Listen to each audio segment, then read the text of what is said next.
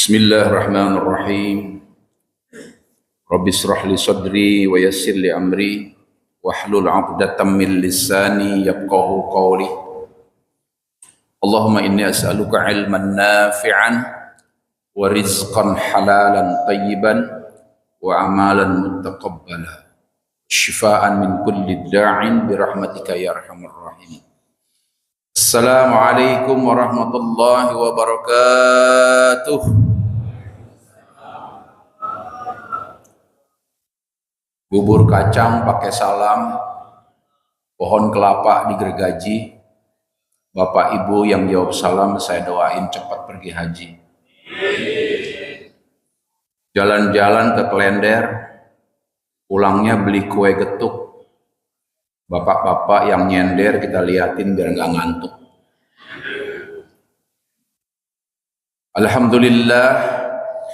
Alhamdulillahilladzi arsala rasulahu bil huda wa dinil haq liyudhhirahu 'alad dini kullih wa kafa billahi syahida. Allahumma shalli ala sayyidina Muhammad wa ala alihi wa sahbihi ajma'in, amma ba'd. Fa ya ibadallah usikum wa iyya bi taqwallah faqad fazal muttaqun. Shadaqallahul azim wa shadaqa rasulun nabiyul karim wa ala dzalika minasy syahidin. Bapak Ibu yang dimuliakan Allah Subhanahu wa taala, alhamdulillah kita hari ini memasuki bulan Zulqa'dah yang terakhir. Ini bulan Zulqa'dah yang terakhir. Bulan Zulqa'dah termasuk Ashhurul Hurum, bulan yang diharamkan, bulan-bulan haram. Artinya apa? Hari ini ibadah salat subuh kita pahalanya wallahu dha'ifu liman yasha, 2 kali lipat. Salat 2 rakaat sebelum subuh tadi, Pak, khairud dunya wa ma fiha, itu juga pahalanya 2 kali lipat. Jadi seluruh ibadah yang dilakukan di bulan-bulan haram itu insya Allah dilipat gandakan pahalanya oleh Allah Subhanahu wa ta'ala. Bulan Zulqa'dah, bulan Zulhijjah, bulan Muharram, bulan Rajab, 4 bulan Ashhurul Hurum ini, bulan haram ini Allah lipat gandakan. Tapi yang berbuat dosa juga sama, dosanya dilipat gandakan. Ini keutamaannya Ashhurul Hurum. Tapi saya tidak akan membahas itu, saya akan membahas tentang, paling tidak saya akan menjawab tentang para buzzer yang mengatakan tidak ada kontribusi umat Islam di kemerdekaan Republik Indonesia ini. Namun sebelum masuk ke materi itu, izinkan saya untuk memaparkan tentang the power of Hajj, keistimewaan ibadah haji, yang insya Allah jamaah Indonesia jumlahnya 221.000 jamaah berangsur-angsur berangkat ke Tanah Suci Mekah, terakhir tanggal 20 keberangkatan itu, Pak. Dan hari ini seluruh jamaah yang berada di Madinah sudah mulai dikosongkan. Jadi Madinah udah mulai kosong dan semuanya ke Mekah, dan kota Mekah mulai padat pagi ini oleh jamaah haji Indonesia. Dan berita terakhir adalah sudah 10 yang wafat. 10 yang wafat, ada 12.000 jamaah kita yang sedang dirawat. Kenapa? Karena jamaah kita rata-rata usianya di atas 65 tahun. Ini akibat menunggu haji yang terlalu lama. Jakarta insya Allah 15-20 tahun menunggunya. Yang paling lama menunggu di mana, Ustadz? Di Sulawesi, Pak. Sulawesi itu sekarang sudah menyentuh di angka 37 tahun. Bahkan mau menembus 50 tahun di Sulawesi itu. Qadarullah ya, qadarullah, insya Allah dengan adanya peraturan yang baru, nanti Saudi Arabia sedang bikin visi Saudi 2020, visi Saudi 2030, itu akan, waktu tunggu akan dipercepat menjadi sekitar 5 tahun sampai 10 tahun. Mudah-mudahan. Dan bukan sekedar itu, jamaah atau ibadah mudah-mudahan diberikan rezeki yang melimpah oleh Allah sehingga bisa menunaikan ibadah haji. Saya termasuk jamaah umroh terakhir yang keluar dari kota suci Mekah kemarin.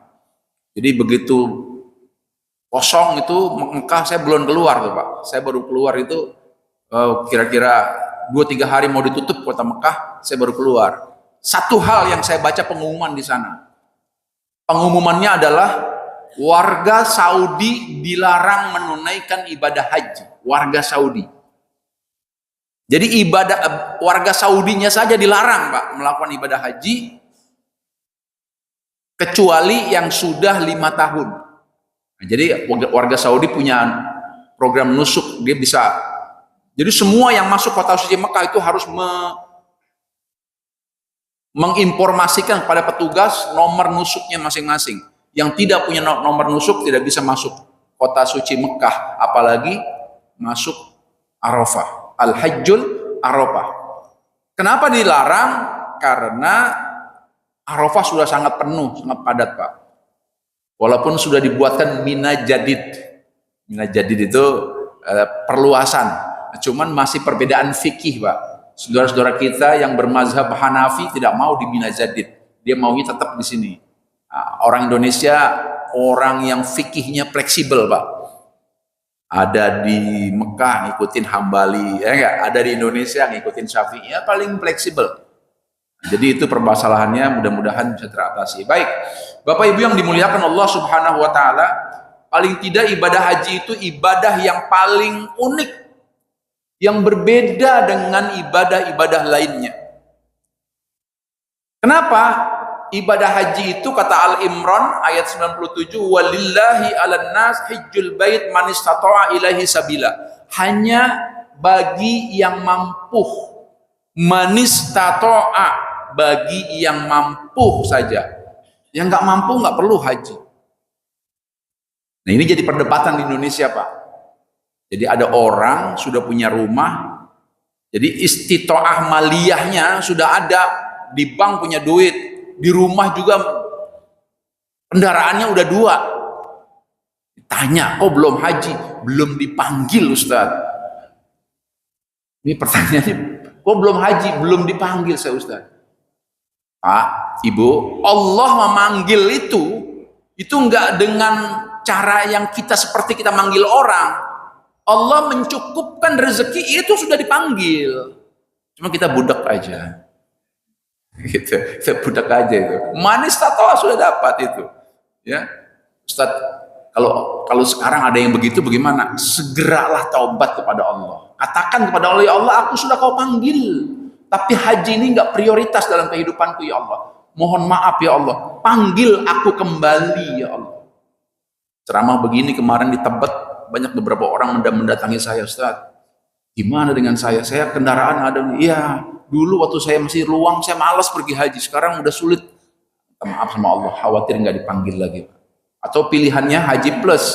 Haji plus juga nunggunya sekarang 10 tahun. Haji plus 10 tahun juga nunggunya.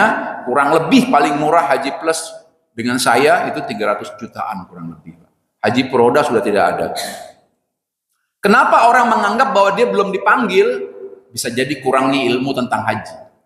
Bisa jadi Pak. Yang kedua bisa jadi kurang motivasi. Nah, kurang motivasi begini Pak. Motivasi itu begini. Contoh saya, jangan jauh-jauh lah saya. Saya melihat bapak saya haji, paman saya haji, kakek saya haji. Secara motivasi. Saya harus haji nih. Kenapa? Bapak saya anaknya banyak, 8 bisa pergi haji. Saya cuma 3, kenapa? Ya, begitu motivasi tuh. Itu haji itu bisa jadi motivasi. Ya. Walaupun dulu tahun-tahun 80-an ya di Meruya ini banyak haji. Ada Haji Mansur, Pak. Halamannya kena gusur. Ada Haji Agus, nah, di Taman Villa Meruya itu dulu tanahnya orang Betawi itu Pak. Rata-rata Haji Agus tuh akibat gusuran. Nggak apa-apa, halal itu, halal. Jadi, rumah saya di Jalan Menara 2 tuh Pak, itu rata-rata haji tuh orang tua tuh, ya haji gusuran. Di belakang Mercu Buana ada jalan tol, wah itu luar biasa tuh, halal. Ya. Tanjung Priok ada tukang kangkung bisa pergi haji, tukang kangkung bisa pergi haji, haji plus dengan saya. 4 orang, anaknya 2, anaknya 3, istri 1, dia berlima. Ya enggak? Dia jualan kangkung. Luar biasa, Pak. Saya tanya dia, kenapa Pak jualan? Iya Pak Ustaz, saya jualan kangkung. Saya jualan kangkung sama kebun-kebunnya Pak Ustaz. Jualan kangkung sama kebun-kebunnya. Karena kebun kangkungnya berada di Rorotan sana Pak, di Merunda sana. Dibeli oleh Yusuf Hamka untuk tiang pancang jalan tolnya Yusuf Hamka. Antara Pelabuhan Tanjung Priuk, Cawang, Jagorawi. Dapatnya kurang lebih 2,5 miliar dia. Kangkung, saya pergi haji, jualan kangkung sama kebun-kebunnya. Istitoah maliyah. Yang kedua istitoah badaniyah. Badannya sehat, uangnya ada.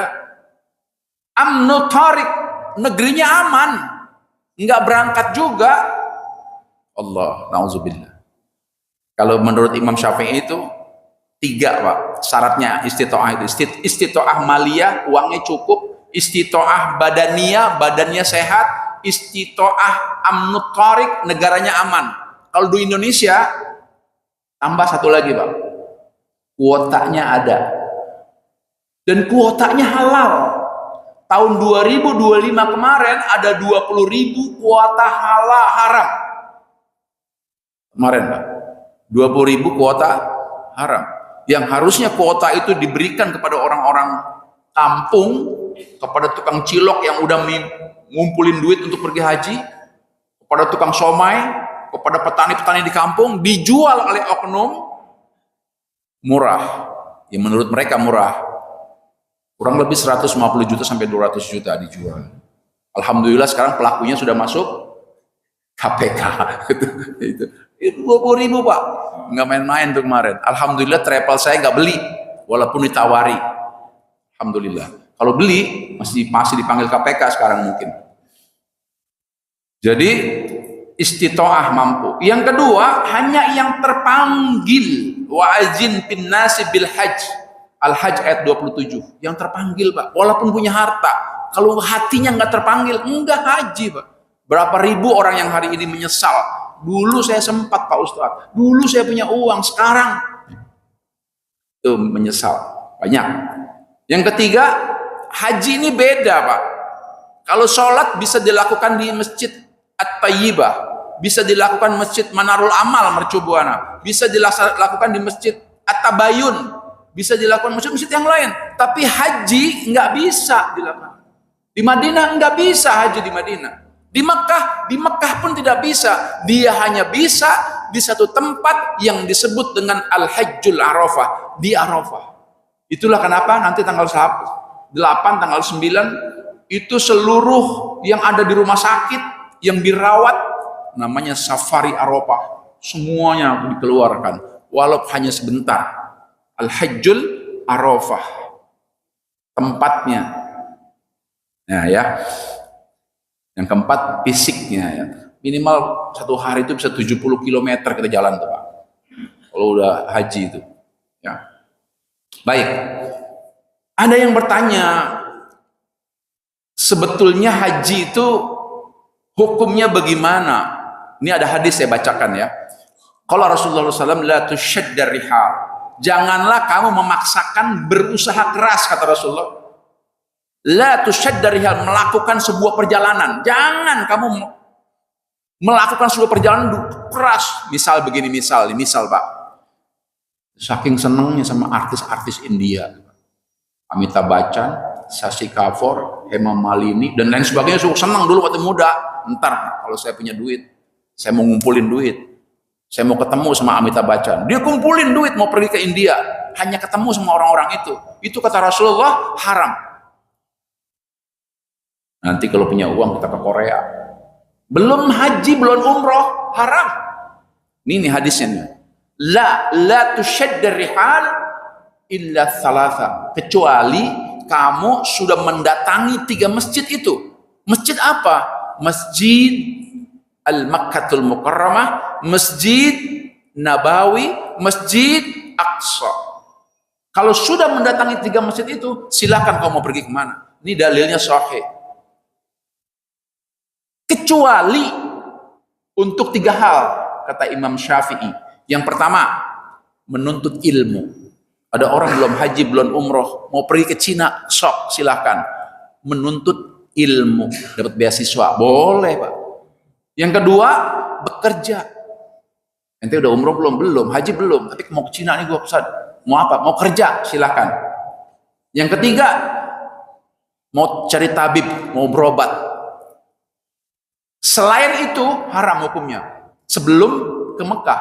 Mana dalilnya? La tusyadda rihal. Lamnya lam litahqiq dalam ilmu nahwu sharaf itu artinya haram. Orang ngumpulin duit, berusaha untuk pergi ke suatu negara, belum haji, belum umroh. Dahulukan dulu haji dan umroh. Sampai-sampai Rasulullah sebelum kau berkunjung ke 3 tempat, Masjidil Haram, Masjidil Nabawi, Masjidil Aqsa, jangan kau pergi dulu. Minimal 2 masjid lah, Masjidil Haram dan Masjidil Nabawi. Kecuali untuk 3 itu Pak, menuntut ilmu, bekerja dan berobat. Nah, itu penting Pak. Lalu Rasulullah dalam surat An-Nasa'i ya, itu mengancam. Baihaqi juga ada dalilnya, malam tah. Lihat kalimatnya. Barang siapa yang tidak menghalangi hajatnya, badannya sehat, uangnya ada, negerinya aman, dohiratan, au marada, au habisatan, au sultanan, negerinya aman, dia tidak melakukan haji atau umroh, falyamut, silahkan kalau dia mati, inna sya'a yahudiyan wa in sya'a nasraniyan, dia mati dalam keadaan Yahudi atau Nasrani. Uangnya punya, negerinya aman, badannya sehat, belum haji atau umroh, kata Rasulullah, silakan mati, falyamut, silakan mati dalam keadaan Nasrani dan Yahudi. Nah, ini mengingatkan saja, kita doakan barang mudah-mudahan yang sedang menunggu disehatkan oleh Allah. Ustaz, saya 5 tahun lagi, sehatkan oleh Allah, ya. Mudah-mudahan Pak. Walaupun orang Indonesia udah dizolimi nih Pak, harusnya kita masing-masing bisa maju 2 tahun Pak. Kalau jatah kuota kemarin Pak tidak dikorup, itu bisa maju 2 tahun, minimal setahun. Kalau saya hitung-hitungan 2 tahun Pak, orang yang usianya di atas 65 tahun bisa maju 2 tahun, kan lumayan Pak. Yang harusnya dia berangkat tahun 2028, dia bisa berangkat tahun ini. Yang 20.000 itu kalau nggak dijual-jual murah-murah. Nah, Bapak Ibu yang dimuliakan Allah Subhanahu wa taala, ada satu buah penelitian. Penelitian ini sebuah disertasi di UIN tentang jamaah haji Indonesia. Saya nggak tahu nih bagaimana cara menelitinya, tapi ini fakta. 50% ibadah haji orang Indonesia hanya untuk merubah status sosial.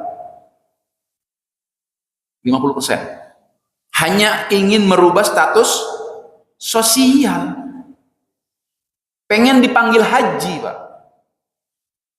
Ada orang, contoh ini Pak ya, Pak Nurdin misalnya. Pak Nurdin, mau kemana Pak Nurdin? Gak nengok Pak. Pak Nurdin mau kemana? Gak nengok Pak.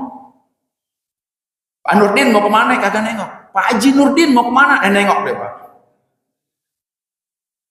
Ini yang dimaksud 50% ibadah haji orang Indonesia merubah status.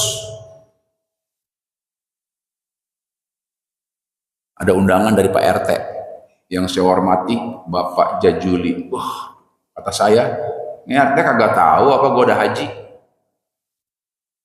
Ya hati-hati Pak, 50% hanya untuk merubah status. Padahal Allah bilang Pak, haji itu merubah akhlak. Di saat sebelum kita melangkahkan haji itu Pak, sudah diingatkan oleh Allah, wala rafasa wala fusuqa wala jiddal. Nggak boleh punya niat sembarangan. Jangan niat Pak, ngomong sembarangan aja nggak boleh Pak. Iya, ada jamaah saya Pak, bukan jamaah saya, jamaah teman saya, jadi satu hotel dengan saya. Itu tersesat di hotel sendiri. Kalau tersesatnya di kota, di tempat tawaf, itu mah udah biasa. Ini tersesatnya di hotel sendiri.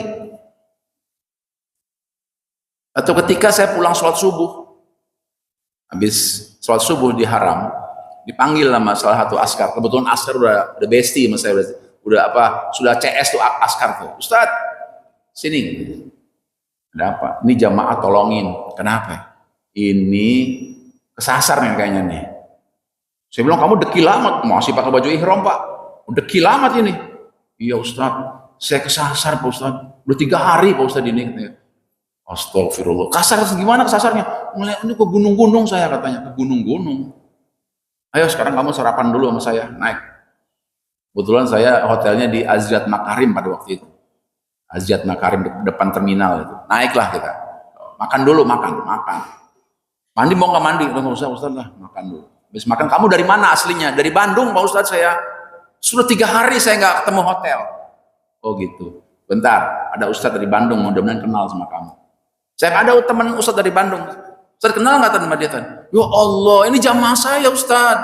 Udah saya cari 3 hari ini, 3 hari 3 malam saya cari. Nah, gimana ceritanya? Dia bilang katanya nih, dia kesasar ke gunung-gunung. Saya bilang istighfar kamu. Dia melihat hotel itu seperti gunung Pak. Ini hotel seperti gunung Ustaz kemarin mas saya lihat. 3 hari saya muter-muter di hotel itu. Gimana ceritanya? Panggil istrinya. Istrinya cerita sama saya. 1 hari Pak Ustadz, 3 hari yang lalu, saya keluar dari masjid. Saya mau beli oleh-oleh tuh di pinggir jalan. Kalau di jalan Azjad itu kan banyak tuh. Jalan Azjad tuh kaki 5 tuh. Istrinya beli. Suami saya marah-marah. Ayo kita ke hotel. Ntar dulu mau beli oleh-oleh. Biarin lo, ntar kesasar lo. Kalau udah kesasar sendirian lo, gak ada yang nolongin lo nanti lo. Rasain, biarin. Saya ditinggal Pak Ustadz, kata istrinya. Saya ditinggal Pak Ustadz. Terus udah dia pergi. Nggak taunya dia yang hilang 3 hari Pak Ustadz. Wala rafasa. Dia yang hilang 3 hari Pak Ustadz. Cuma gara-gara apa Pak? Fusuk, rafas, ngomongin sembarangan. Hal-hal begitu ada di Mekah, ada. Bukan Allah mau menghinakan kita, tapi Allah mau mengingatkan kita. Dan itu banyak. Jangan orang lain Pak. Saya sebagai pembimbing ini saya Pak. Pernah satu ketika saya kasih umumkan sama jamaah saya, jamaah haji, Bapak Ibu sekalian, hotel koper-koper bawa ke kamar masing-masing. Bawa kamar masing-masing. Saya lagi ngopi. Ada jamaah saya, Ustadz, itu kopernya Ustadz mau saya bawain nggak? Nggak usah, saya udah biasa. Saya bilang kamu bawa aja. Ada lagi jamaah Pak, Ustadz, itu kopernya sendirian tuh, saya bawain ya? Nggak usah Pak. Saya udah biasa Pak di sini Pak, tenang aja Pak. Udah. Kira-kira jam 1 saya turun Pak, mau nyari koper. Sampai jam 5 nggak ketemu koper Pak. Itu koper kemana ya Allah. Udah ajan pertama, saya masih nyariin koper sono sini. Saya nanya sama tukang sapu, mana ada lihat koper? Nggak ada. Saya istighfar 2 kali, 3 kali, 6 kali saya istighfar, sholat 2 rakaat, sholat taubat. Assalamualaikum warahmatullahi. Assalamualaikum. Koper ada di sebelah kiri saya Pak. Gara-gara saya ngomong, gue udah biasa. Mungkin dalam hati saya bilang begini, gue pembimbing, gak usah lurusin. Mungkin begitu Pak. Gue pembimbing, gak usah lurusin. Pembimbing masih diingatkan oleh Allah. Wala rafasa. Hati-hati dengan panggilan haji ini. Nanti saya cerita gimana sejarahnya tuh orang Indonesia bisa dipanggil haji. 50% ibadah haji hanya untuk merubah status sosial. 30%-nya ibadah haji hanya untuk menggugurkan kewajiban. Wah, pokoknya kalau udah, ini banyak Pak yang diderita oleh pejabat kita Pak. Tadinya korupsi, dia pergi haji, seolah-olah di sana udah bersih gitu kan, dia pulang, dia korupsi lagi. Ramadan kemarin saya kasih kuliah duhur di KPK. Kuliah duhur di KPK. Ini kata ketua DKM-nya, Ustadz, ini rata-rata tahanan politik koruptor Ustadz. Oh, luar biasa. Ada beberapa wajah yang saya kenal tuh. Wah, ini. Dan sebagian besar dari seluruh orang yang tertangkap KPK itu bergelar haji, Pak. Bergelar haji. Allah, gimana? Nggak bisa merubah hajinya. Apalagi kalau udah mau pemilihan caleg-caleg tuh Pak. Di Bogor itu, caleg-caleg itu yang penting depan namanya ada H Pak. H titik. Nah, misal namanya, mohon maaf nih kalau ada yang sama. H titik Sugiarto. Haji kayaknya. Belum tahu Pak. H itu bisa juga Hendrikus. Nama baptis ya. Bisa juga, jangan tertipu dengan kata H titik Sugiarto. Hendrikus bisa jadi. Di Bogor itu kalau udah H, Haji Madak Cenage. Pokoknya mah kurang pilih Haji Imam Cenage. Udah pokoknya. Hati-hati Pak, 30%. Kata disertasi ini 20%, hanya 20% ibadah haji itu kewajiban, amanah, dan hijrah. Lihat Pak, kita baru mulai masuk nih Pak. Di ritual haji itu ada yang namanya melempar jumroh. Melempar jumroh itu Pak, itu nggak main-main itu. Itu filosofinya kitab Allahumma fi rajmani syayatin. Ya Allah, saksikan hari ini saya bermusuhan sama setan. Itu. Jangan pulang ke Indonesia temenin lagi tuh setan. Dulu di zaman Orde Baru ada pejabat Pak melempar jumroh. Allahumma fi rajmani syayatin, lempar jumroh. Dilempar lagi tuh sama setan. Ada kertasnya, baca, sesama setan jangan saling melempar. Zaman dulu begitu katanya Pak. Jadi hanya 20% menurut penelitian ini. Bapak Ibu yang dimuliakan Allah Subhanahu wa taala.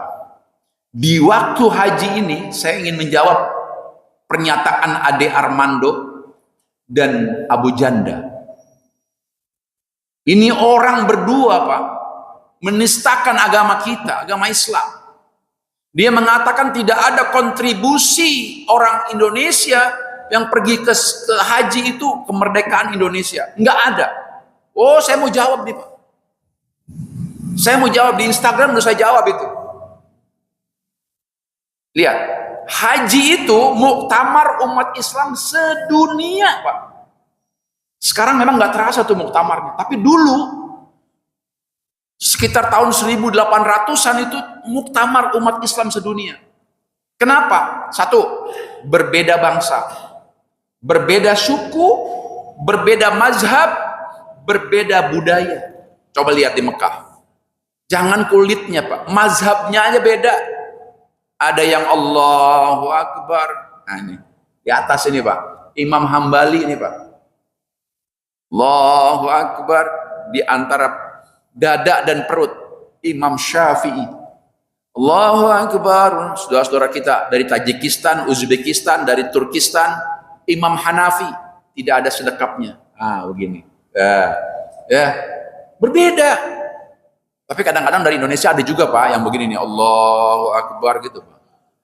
Ini mungkin Imam Samudra kali Pak.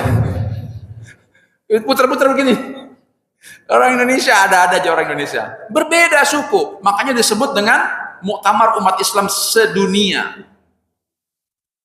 Ada apa dengan melempar jumroh? Saya nggak bicara wukuf, itu sudah biasa. Tapi melempar jumroh ini Pak, ini ritual yang paling ditakuti oleh Belanda. Dengar tuh. Adi Armando tuh. Dengar tuh Abu Janda tuh. Ini yang paling ditakuti oleh penjajah Belanda. Sampai-sampai pada abad ke-19 Belanda itu mengirim Dr. Snohorgronya. Iya, mengirim Snohorgronya ke sana Pak. Untuk menyelidiki ada apa di sana. Kok orang Islam yang pulang dari haji itu memberontak. Umat Islam yang pulang dari haji, yang disebut dengan haji fobia. Jadi kolonialis Belanda itu fobia sama jamaah haji, takut. Kata Snohorgronya, di sana ada ritual melempar jumroh. Itu simbol perlawanan. Hari pertama tanggal 10 Zulhijjah 7 kerikil. Mereka mengatakan dengan bahasa yang sama, cara yang sama. Bahasanya apa? Allahumma fi rajmani syayatin. Ya Allah, tolong saksikan hari ini saya melempar itu penjajah. Melempar itu setan.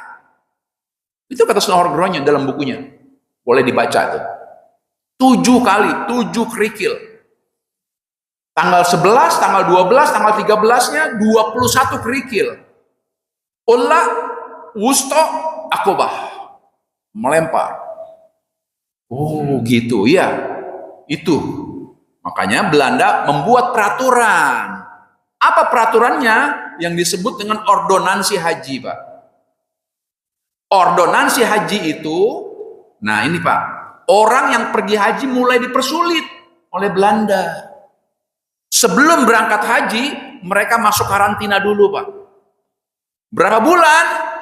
Minimal 1 bulan di karantina dulu. Pulang haji di karantina lagi 3 bulan. Tahun berapa itu? Tahun 1825. Belanda takut banget, Pak. Kenapa? Jangan sampai ada orang-orang seperti Haji Samanhudi, Haji Umar Said Cokro Aminoto. Sebelumnya lagi ada Haji Diponegoro, ada Haji Imam Bonjol. Kita lihat sejarahnya. Abad ke-19 itu, Pak, ada orang yang namanya Jamaluddin Al-Afghani. Ada orang yang bernama Rashid Ridho. Ada orang yang bernama Muhammad Abduh. Ini orang, 3 ini Pak, orang-orang yang berpikiran luar biasa dalam Islam. Mempengaruhi umat Islam yang datang ke Indonesia. Contohnya begini. Ada orang namanya Kiai Haji Nur Ali dari Bekasi. Ada orang namanya Haji Wasid dari Cilegon. Ada orang namanya Haji Zainal Asikin dari Tasikmalaya. Lagi melempar jumroh, Pak. Itu ditegur oleh Jamaluddin Al-Afghani. Ada juga yang ditegur oleh Rashid Ridho. Kamu orang mana? Orang Indonesia. Indonesia saya dengar lagi dijajah oleh Belanda. Betul. Tahu nggak kamu melempar jumroh ini? Ini adalah simbol perlawanan. Gitu ya. Iya. Dulu, mulai diceritakan. Nabi Ismail ketika mau ada prosesi kurban dihalang-halangi oleh iblis, oleh setan. Setan itu adalah simbol penjajah. Kamu tidak dikatakan haji mabrur kalau kamu pulang ke Indonesia tidak melawan penjajah. Itu kalimat pertama Pak yang diucapkan oleh Rashid Ridho. Orang Indonesia tidak disebut haji mabrur kalau pulang ke Indonesia tidak melawan penjajah. Oh begitu? Iya, lawan penjajah itu. Itulah kenapa haji-haji yang pulang dari Indonesia, dari Saudi Arabia menunaikan haji, bayangkan Pak, di karantinanya sebulan, bisa 2 bulan. Perjalanannya 6 bulan. Gaji. Nanti sampai Indonesia di karantina lagi 3 bulan. Pantesan tuh, kakek saya dulu pernah begini katanya. Bapak dari mana Pak? Nggak pernah kelihatan. Dia nggak tahu kalau kita pulang haji. Itu lama. 6 bulan, tambah 1 bulan, 7 bulan, tambah bisa setahun Pak orang pergi haji. Ada orang namanya Jamun Al-Bagani. Nah, pada waktu itu ada haji miskin dari Sumatera Barat. Namanya Imam Bonjol. Berangkat sana. Di sana ketemu dengan Rashid Ridho. Dia dikader oleh Rashid Ridho. Pulang dia bikin perang Padri Pak. Tahun berapa itu? Kurang lebih tahun 1800-an. 1884. Dia buat itu. Abad ke-9. Ada orang namanya Sentot Ali Basyah. Pulang ke Indonesia. Belanda membuat ordonansi. Salah satunya, pergi haji dipersulit, harus menggunakan gelar haji. Nah, ini sejarahnya. Jadi orang Indonesia yang pulang dari haji harus menggunakan gelar haji. Harus. Sampai hari ini gelar itu masih dipakai orang Indonesia. Makanya kalau di Saudi, di Pakistan, di negara Islam manapun nggak ada gelar haji kecuali di Indonesia. Saya pulang haji tahun 2004 dipanggil haji Jajuli mau kemana? Bukan main dah. Seneng banget tuh panggil haji tuh. Haji mau kemana? Allah, ya itu sejarahnya Pak. Belanda ordonansi tahun 1825 sampai 1829 bikin peraturan orang yang pulang haji harus dikasih gelar haji. Yang ketiga, dia harus pakai pakaian putih, nggak boleh pakai pakaian yang lain, supaya keciri. Kalau kata orang Sunda, supaya keciri, supaya kelihatan, supaya ada bedanya. Jadi jangan terlalu bangga yang dipanggil haji, ini ciptaan Belanda. Ya, tapi panggilan haji ada bagusnya juga tuh Pak. Jadi standar akhlak. Enggak? Ada anak muda, lu belum sholat lu. Alah, mau Pak Haji juga belum sholat. Nah itu jadi standar akhlak tuh Pak. Hati-hati tuh Pak. Mau Pak Haji belum sholat, gitu Pak. Jadi standar itu di Indonesia tuh Pak. Malam-malam Pak, malam-malam jam 1 dimindik-mindik, tau mindik-mindik nggak? Jalan pelan-pelan, mau ke rumah janda. Di paginya dia berpantun, kucing kurus mandi di papan. Papannya dari Marunda. Badan kurus bukan gak makan karena mikirin si janda muda. Dia mau ke rumah janda, ketemu anak muda, Pak Haji mau kemana? Mau ke masjid gua, mau tahajud. Haji Pak. Jadi standar itu Pak, standar sosial di masyarakat, haji. Ada bagusnya juga Belanda tuh, lagi haji. Jadi wajib menggunakan gelar haji. Sampai hari ini gelar haji itu masih melekat di budaya orang Indonesia. Apalagi budaya di Sulawesi sana Pak. Wow, pakai pecinya juga beda. Pakai peci. Kalau sekarang bebas tau haji, enggak haji juga pakai peci. Saya sering ditanya, Ustadz berapa kali pergi haji? Ya alhamdulillah lah, agak sering juga saya bilang. Enggak pernah pakai peci putih. Aduh, peci hitam saya lebih seneng nih. Ini peci hitam kayak berasa sepitung Pak saya. Nah, produk haji, dengarkan ini nih orang-orang yang anti Islam ini. Produk haji itu diantaranya adalah Perang Padri tahun 1803 sampai 1838. Perang Padri Pak. Ini jangan main-main nih. Perang di Ponorogo 1830. Pemberontakan petani Banten di Cilegon dipimpin oleh Haji Wasid. Haji Wasid ini Pak, ini produk haji Pak.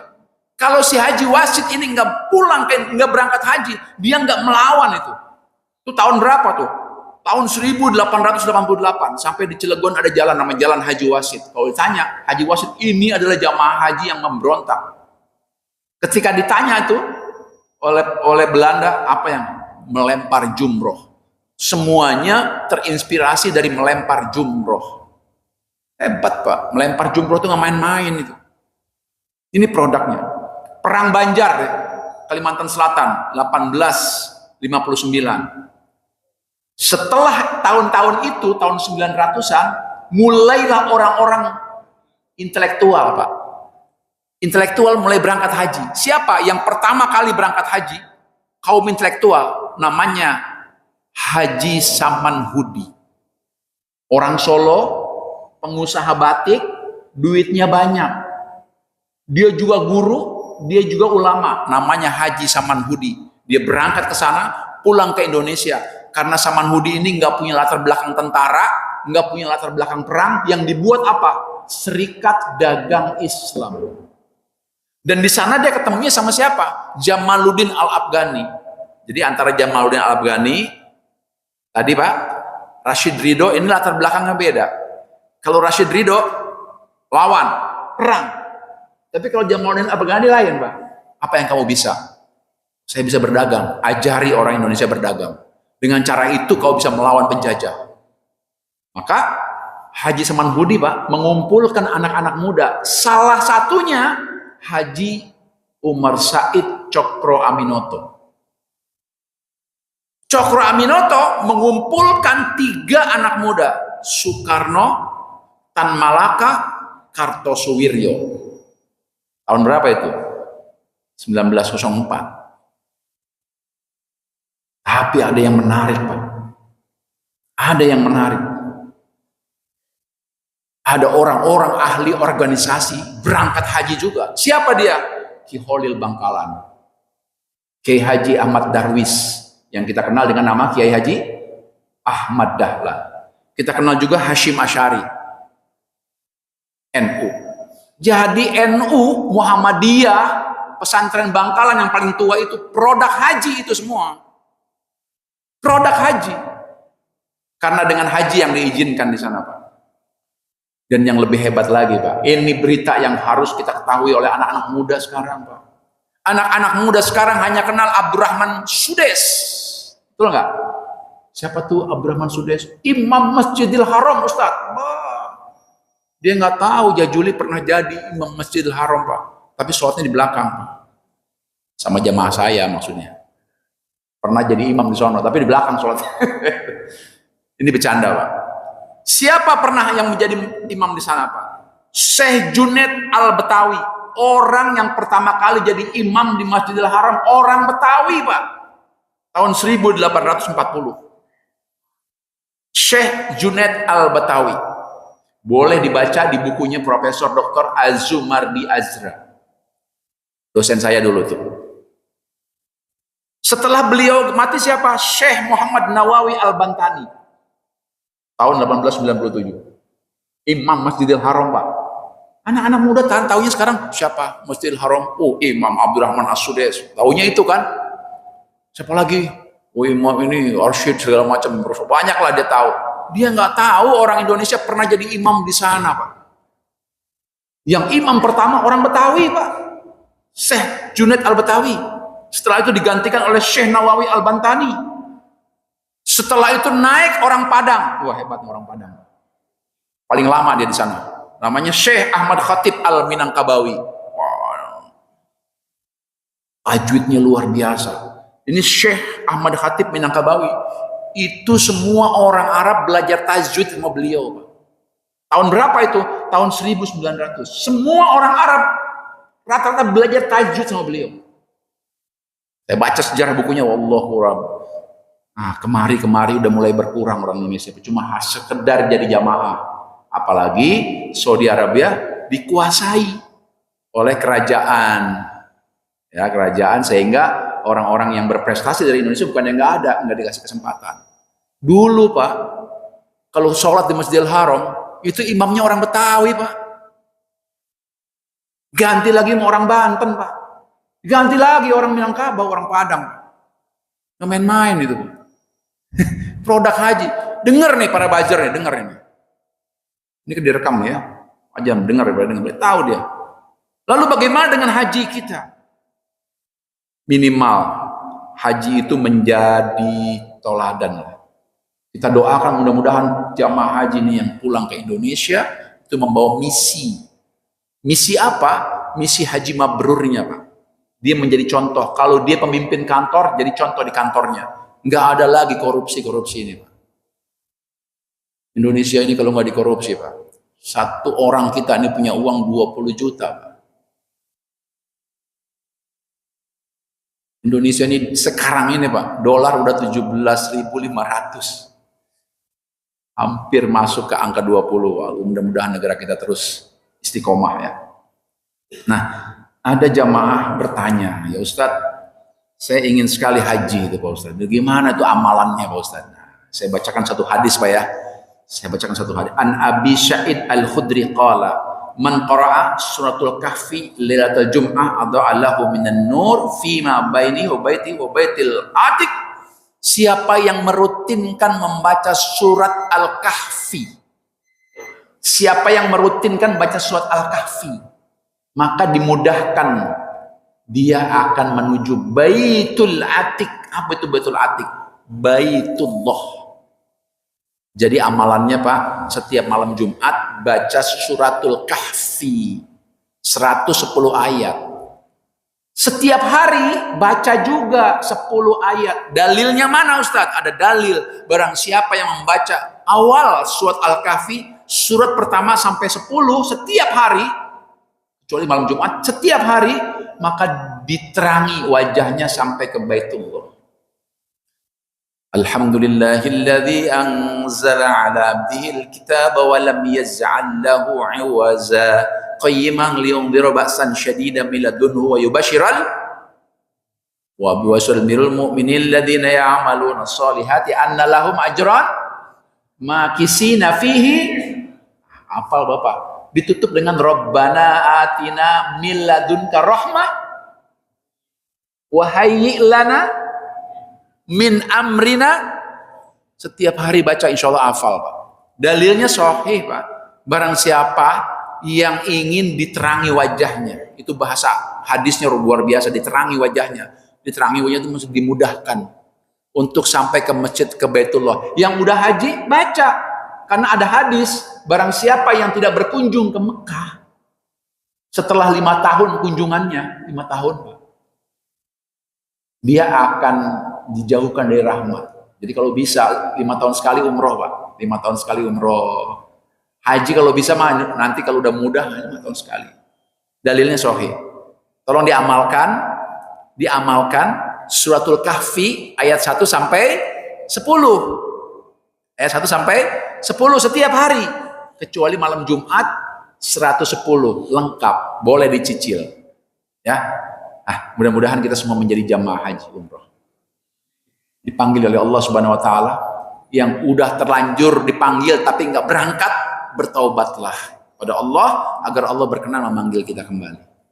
Ya, mudah-mudahan kajian hari ini menyemangati kita untuk bisa menunaikan ibadah haji dan umroh.